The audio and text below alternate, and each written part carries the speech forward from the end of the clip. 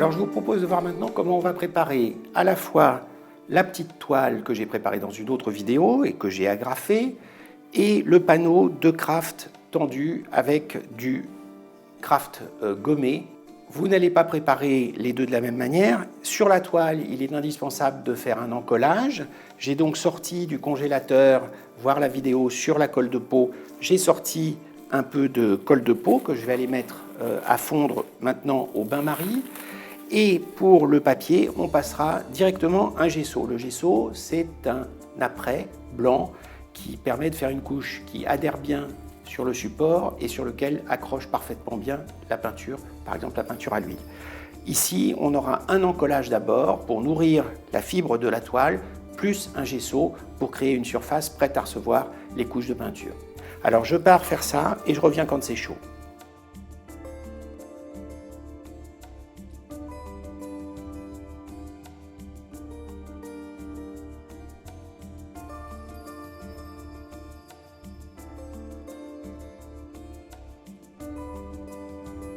Je vais passer un encollage sur la toile, puis un gesso. Alors, la colle de peau est chaude, plus exactement elle est tiède, et vous allez en imbiber la toile assez généreusement.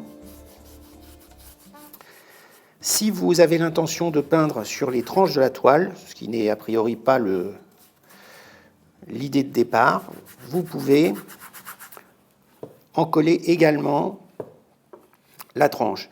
Mais je vous recommande d'encoller de toute façon l'arête, parce que si la peinture n'adhère pas correctement sur l'arête, elle peut se soulever et vous amener à avoir une écaille qui parte de la surface, de la face du tableau. Donc vous allez bien imbiber cette toile de colle de peau de lapin. Alors ici, c'est une colle de peau de lapin qui a été préparée sur la base de granulés. Ça existe aussi en plaques. Vous pouvez regarder les recettes de préparation.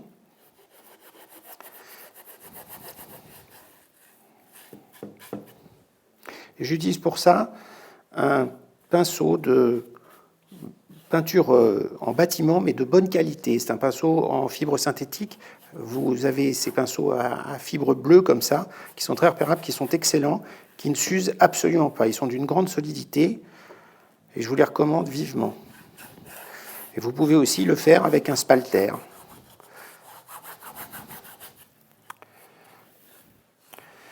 Alors la toile ne reprendra pas exactement sa couleur d'origine, on va la laisser sécher pendant un petit moment et la reprendre pour passer le gesso quand elle sera sèche.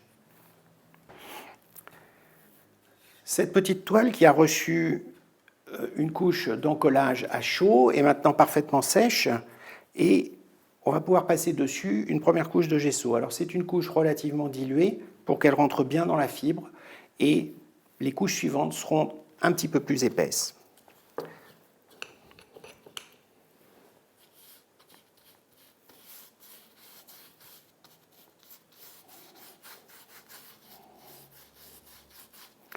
Lorsque vous préparez une toile que vous achetez toute faite, comme celle-ci par exemple, bien évidemment la couche est parfaitement uniforme et descend sur les côtés et même sur les retours de la toile.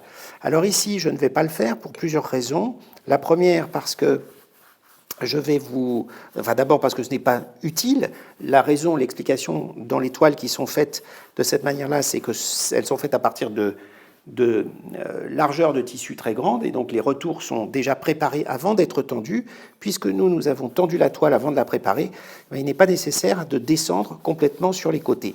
Mais vous pouvez le faire aussi parce que ça a l'avantage de noyer les agrafes dans le gesso ou les clous si vous mettez des clous. Alors je ne vais pas le faire ici parce que je vous montrerai comment remplacer les agrafes par des clous, par des semences de tapissier, ce qui donne un aspect plutôt plus joli. Je préfère les semences et les clous lorsque je le fais moi-même parce que la surface de la tête du clou est un petit peu plus grande et tient la toile un petit peu mieux. Il y a moins de risque de déchirure, ce qui peut arriver surtout au moment où vous allez commencer à tendre la toile avec les clés qui sont derrière.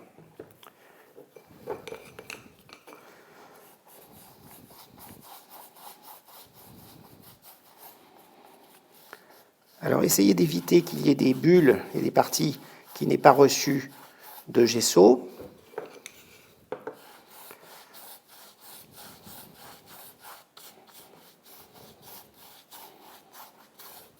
Et terminez avec un balayage dans le même sens sur toute la surface.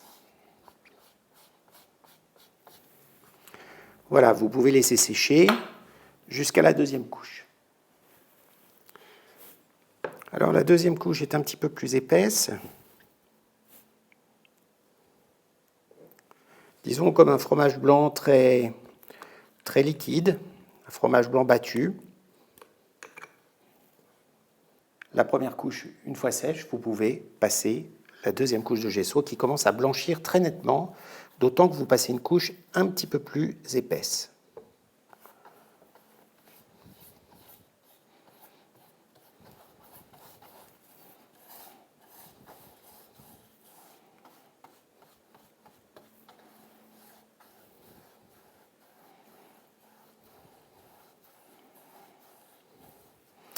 Comme je souhaite vous montrer plusieurs méthodes, je vais noyer une des tranches dans le gesso,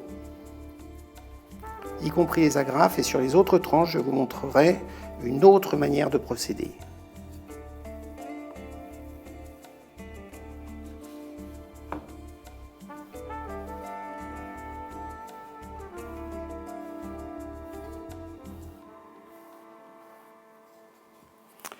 Pensez à bien rincer vos instruments pour ne pas laisser le gesso sécher dans la virole.